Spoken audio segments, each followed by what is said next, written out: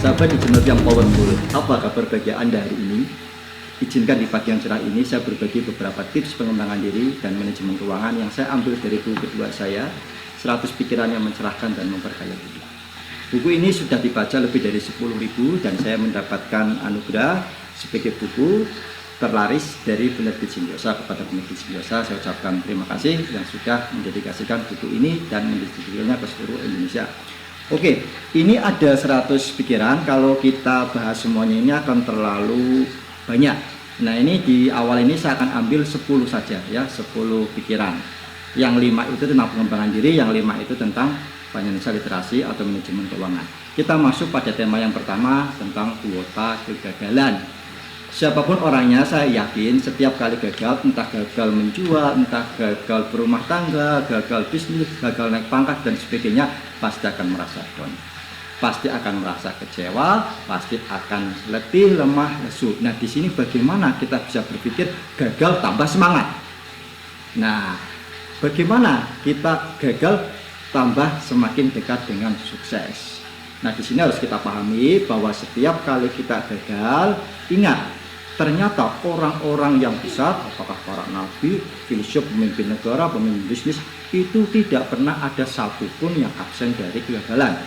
Nabi Muhammad pernah gagal, Insinyur Soekarno pernah gagal, bahkan banyak yang gagalnya banyak sekali. Kita misalnya ambil ya Thomas Alva Edison, dia dikabarkan gagal 10.000 kurang 1.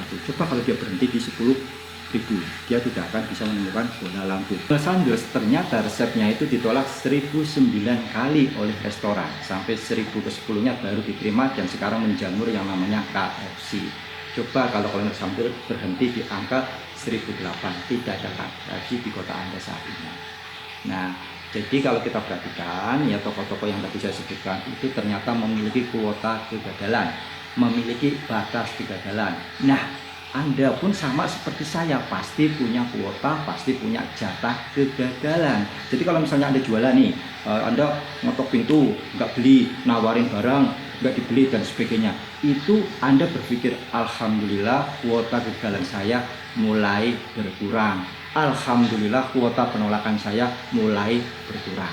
Jadi karena kita nggak tahu persis berapa banyak sih kuota penolakan yang harus kita terima, berapa banyak sih jatah kegagalan yang harus kita alami, semakin sering gagal, semakin sering ditolak, akan semakin habis kegagalan kita, akan semakin habis kekalahan kita akan semakin dekat dengan keberhasilan kita.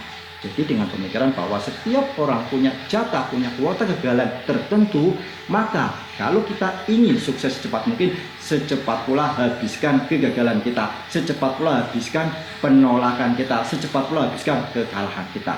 Yuk, kita mulai dari sekarang, sahabat Dijenot yang powerful, untuk melipat gandakan kegagalan, untuk melipat gandakan kesalahan. Salam powerful.